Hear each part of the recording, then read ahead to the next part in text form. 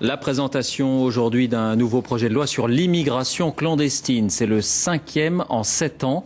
Le texte est consécutif à l'arrivée récente en Corse de 123 Kurdes de Syrie, vous vous en souvenez sans doute. Il permettra notamment, dans ces circonstances, la création d'une zone d'attente temporaire. De quoi s'agit-il? Le détail, Stéphanie Pérez, Lorraine Christoflour. C'était en janvier dernier. 123 Kurdes arrivés clandestinement en France sur une plage corse sont laissés libres par la justice. Une situation qu'Éric Besson ne veut plus voir se reproduire. Après l'arrestation de ces migrants, les juges avaient relevé des irrégularités dans la procédure de rétention. Ils avaient d'abord été regroupés dans un gymnase, qui n'est pas un centre réglementaire.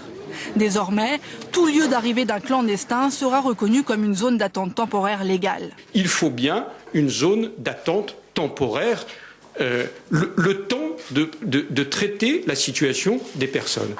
Lors de la rétention des Kurdes, les juges des libertés avaient aussi relevé l'absence d'avocats ou d'interprètes. Désormais, l'administration veut se donner plus de temps pour organiser la procédure, avec une durée maximum de rétention qui passe de 32 à 45 jours.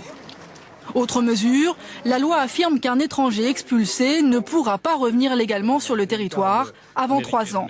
Les associations dénoncent ce projet qui, selon elles, restreint davantage les droits des sans-papiers. Et à noter qu'un immeuble du 6e arrondissement de Paris, occupé depuis 4 mois par quelques 250 travailleurs sans-papiers, a été évacué ce matin à l'aube par la police.